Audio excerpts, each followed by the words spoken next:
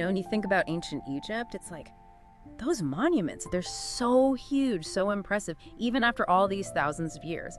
So how do we even begin to understand their society, their beliefs, their everyday lives, all of that? It's a totally different world. Right, it's almost unimaginable how different it was. Exactly, and that's why the material you shared is so interesting. It points to a book that tackles that very challenge, how we piece together our knowledge of this incredible civilization, ancient Egypt. Oh, absolutely. You're talking about Ian Shaw's book, right? Yeah. Ancient Egypt. A very short introduction. That's the one. Now, the title might sound a little, I don't know, basic maybe, but don't be fooled. This book, it's not just a summary of facts. No. It's more like it gives you a behind-the-scenes look at Egyptology itself. I like that, behind the scenes. Okay. It really gets at how we go about learning about ancient Egypt, the discoveries, the interpretations, the whole process. And let's be honest, sometimes we even end up kind of shaping our understanding to fit our own ideas. It's all in there. It is, and that's what makes it so fascinating. So thinking about the book's structure, it's amazing how much ground it covers. I mean, we're talking about thousands of years of history, but Shaw lays it out really well. You get a sense of that vast timeline. It's a good roadmap. Right. And then we dive deep into specific areas, like how did we rediscover ancient Egypt after it was essentially lost? How did those early interpretations form? It talks about the painstaking work of establishing a timeline, figuring out when things happen. And that's no easy task, I bet. Not at all. And then there's the whole story of deciphering hieroglyphs, that incredible writing system. We get into their concepts of kingship, how they viewed identity, their beliefs about death and religion. And get this, we even touch on how ancient Egypt is still alive in our modern imagination, what the book calls Egyptomania. I love that term. Right, it's all connected. So it's really not just about presenting the facts, but understanding how we came to know them. Exactly. Shaw really encourages a critical look at how we interpret the past. Okay, so let's start with that rediscovery process. The book points out this huge gap in our knowledge, right? It's like, for centuries, the Egyptians' own written language was lost to the world. Poof, gone. Yeah, it's pretty wild when you think about it. Shaw mentions that the last known hieroglyphic inscription that we know of is from AD 394. Wow. So after that, the ability to read those iconic symbols vanished. Imagine that. For over 1,000 years, until Champollion finally deciphered them in 1822, our entire understanding of ancient Egypt was basically secondhand. Secondhand, yeah. It was based on accounts from Greek and Roman writers, and obviously the Bible. Yeah, Egypt pops up quite a bit in the Bible. It does. But think about it, for all that time, our image of this incredible civilization was filtered through the viewpoints of other cultures. With their own agendas and interpretations. Totally. It's like trying to understand a conversation, but you've only heard one side of it. That's a great analogy. And as you can imagine, this really colored the early days of Egyptology as a field. Oh, for sure. I mean, think about it. Those early Egyptologists, they were working with limited information, often biased accounts. It wasn't until the late 19th century that things began to change. And speaking of those early days, it wasn't exactly all careful scientific study, was it? It sounds more like... Looting. Yeah, looting. Like a treasure hunt, not serious historical research. That's a good point. It took time for Egyptology to develop more rigorous methods. The late 19th and 20th centuries saw the rise of systematic excavation. Like actually recording where things were found and what was around them, that kind of thing. Exactly, and focusing on the context of the artifacts, understanding their relationship to the site. Which brings us to the idea of how ancient Egypt has been kind of pieced together, reconstructed, if you will. And Shaw uses a really cool artifact to illustrate this. The Narmer palette, right? Yes.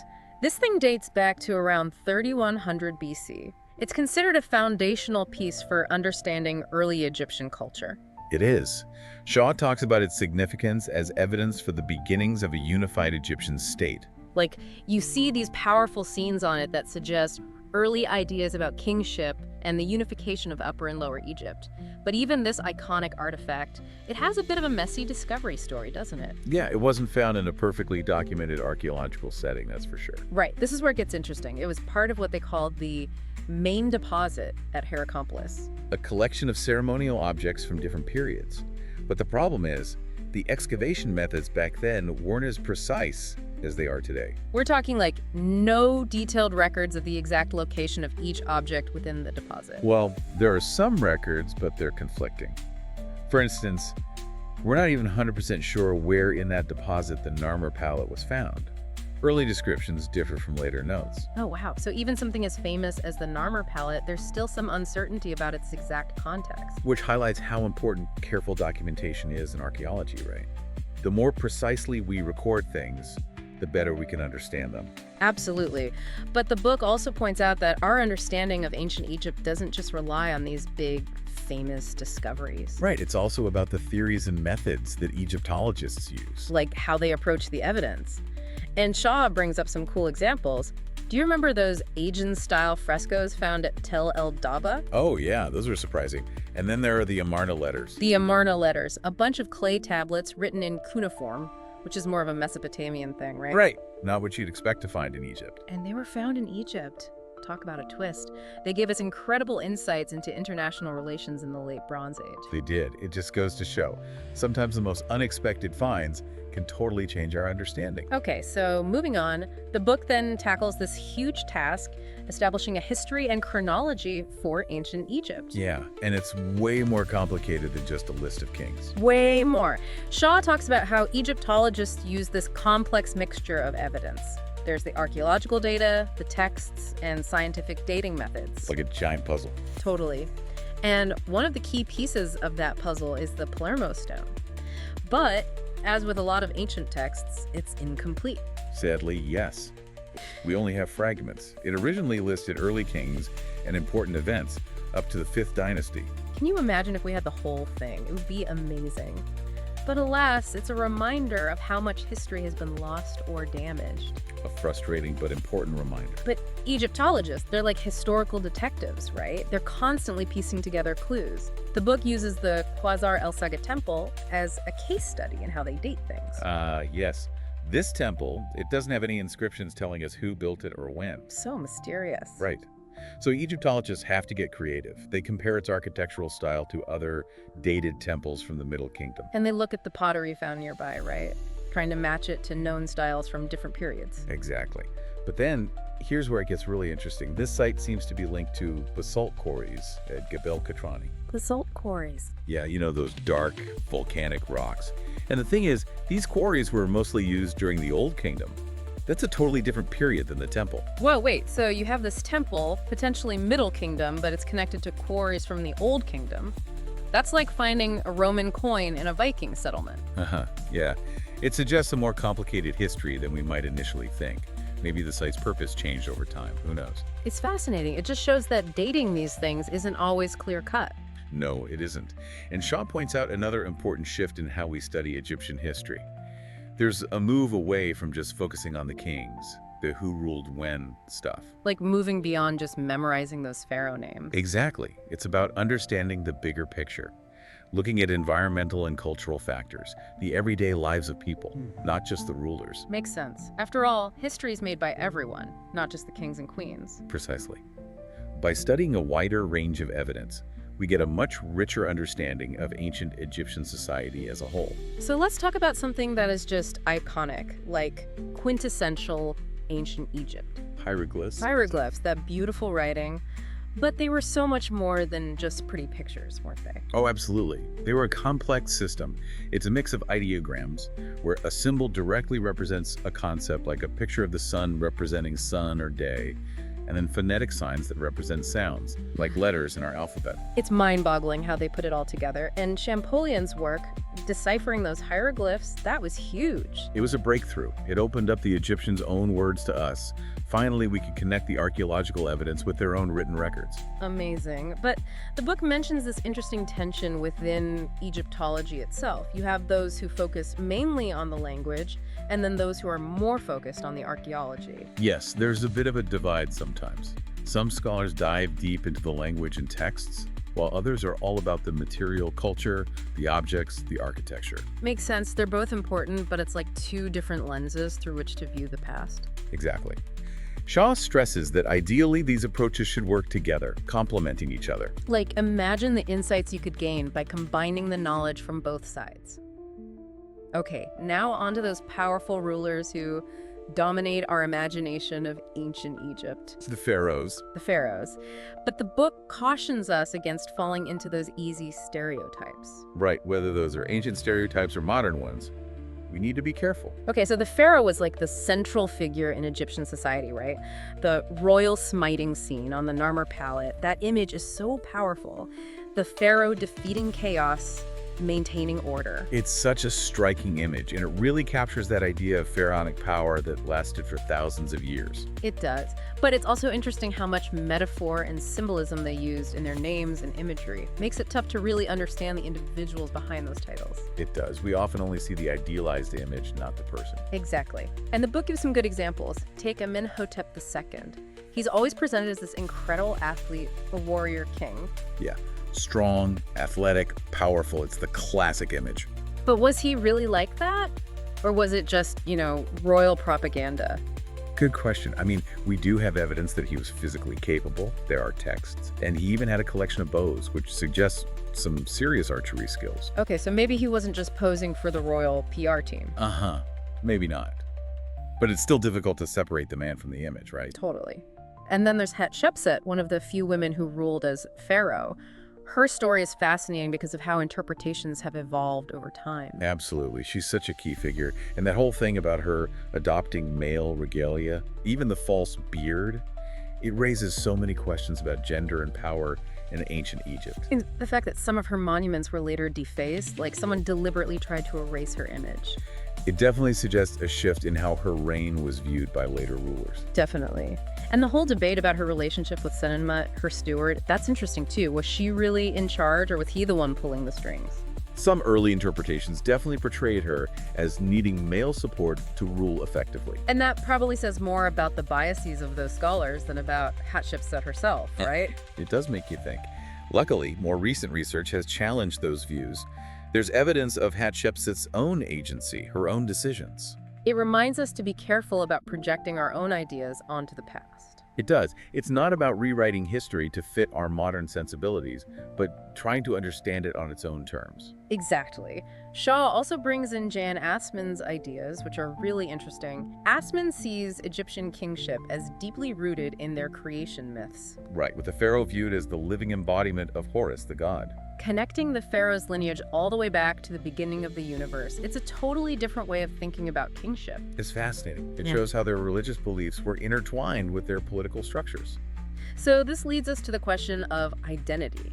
Who were the ancient Egyptians, and how did they see themselves in relation to other cultures? Shaw points out an interesting development. During the First Dynasty, there was a shift in how they portrayed non-Egyptians. Like in their art and text. Exactly. They started to depict them as hostile, these wild beasts outside the boundaries of Egypt. Oh, wow. So it was like this us versus them mentality, a way of defining who they were by who they were not. Yeah, you could say that. This creation of a distinct Egyptian identity was a key part of state ideology. And geographically speaking, their world was pretty big, right? They had contact with all sorts of different regions. They did. We're talking Africa, Asia, the Mediterranean. They traded and formed alliances with Nubia, Libya, Punt. Those are all in Africa. Yeah, and then they had interactions with places like Syria, Palestine, Mesopotamia, Anatolia. Those are in Asia. And then there were those maritime connections with Cyprus, Crete, the Sea Peoples, and eventually the Greeks. A truly interconnected world, even back then. But it's interesting, the book mentions the aspects of identity like gender and sexuality. They weren't always a focus in early Egyptology. That's true. And Shaw suggests that maybe it reflects who was doing the research. The field was dominated by a particular demographic, and their interests shaped what got studied. It makes you wonder what we might have missed, right? What other stories are waiting to be uncovered? It does. And even something as fundamental as their creation myth involving Adaman, the self-created god, it saw different interpretations. Some early scholars seemed uncomfortable with more, shall we say, explicit aspects. Oh, wow. So even their myths could be controversial. It just highlights how our own cultural backgrounds can color our understanding of the past. That's so true. We all bring our own baggage to the table, don't we? We do. And when it comes to interpreting ancient Egyptian art, especially the erotic stuff, that's a tricky area. Yeah, trying to figure out what was just artistic convention versus intentional expressions of sexuality. It's a nuanced discussion. Right. It's important to avoid imposing our own modern ideas about sexuality onto the past. Agreed. But the presence of those images does tell us something, right? It shows us that sensuality was a part of their world. It does. It might not have meant the same thing to them as it does to us, but it was definitely there. Okay, let's shift gears and talk about the afterlife, death, and religion in ancient Egypt.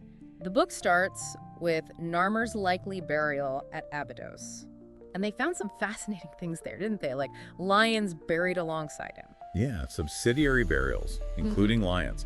It shows how important the afterlife was to them and how deeply symbolic their rituals were. It's like they were sending him off with everything he might need, even the lions. Who knows?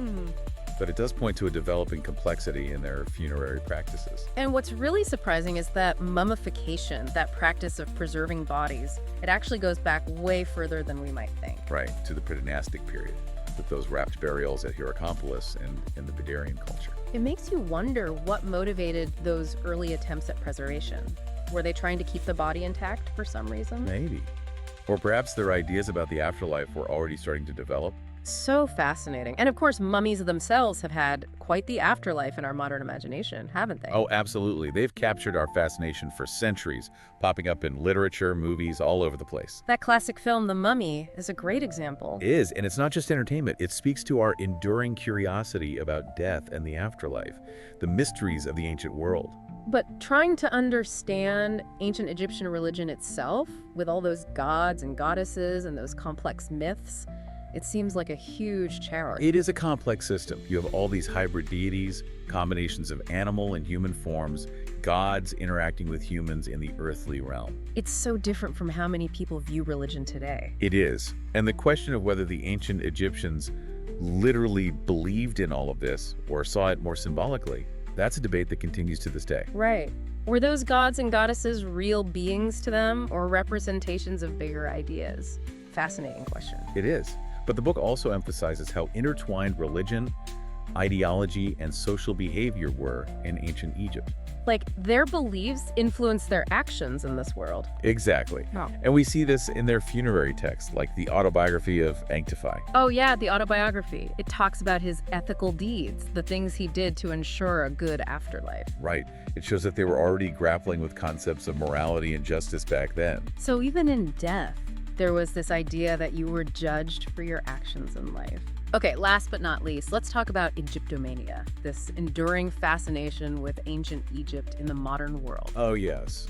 Ancient Egypt has definitely captured our imagination. It has. And the book uses the Narmer palette to show how even that artifact has been interpreted differently over time. Yeah, first it was seen as this straightforward historical record. Then people started to analyze its symbolic dimensions, its ritual significance. Our understanding of it changes as we ask different questions, as our own perspectives shift. Exactly. And it's not just the Narmer palette, it's all of ancient Egypt. It's become this public domain phenomenon with all sorts of groups creating their own versions of it. Their own alternative Egypts, as Shaw calls them. Exactly. It's in movies, books, conspiracy theories, New Age spirituality, everywhere. You think about those pyramids, right? The whole myth that they were built by slaves. That's a classic example. That myth has persisted for centuries, even though there's evidence that the pyramid builders were skilled laborers. It's like people want to fit ancient Egypt into their existing narratives, their own worldview. It's a good example of how interpretations of the past can be influenced by the present. And then there's the fascination with figures like Akhenaten, Nefertiti, Cleopatra. They've become almost mythical in our culture. They have. Akhenaten, with his religious reforms, some see him as a hero, others as a heretic. The beauty of Nefertiti's bust. And Cleopatra, the queen who captivated Rome. Their stories are constantly being retold and reinterpreted. It's fascinating how ancient figures can take on such a life of their own in our modern imagination. So as we wrap up this deep dive into Ian Shaw's Ancient Egypt, a very short introduction, what's the main takeaway for our listeners? I think the key point is that our understanding of ancient Egypt is not fixed, not set in stone, so to speak. It's a constantly evolving process. A process driven by new discoveries, new interpretations, new technologies even. Exactly. And we're always looking at the past through the lens of the present. Which means there's always more to learn, always more to discover. Absolutely. And that's the beauty of it. It is. Now, for our listeners, a final thought to ponder. Think about this. How much of what we believe to be true about the past is actually a reflection of our own time, our own values, our own perspectives? It's something to chew on. And to encourage that exploration, Shaw's book has some great further reading suggestions. Oh yes, dive in, explore those resources, and keep learning. The world of ancient Egypt is full of surprises. It certainly is. Thank you for joining us on this deep dive. We'll see you next time.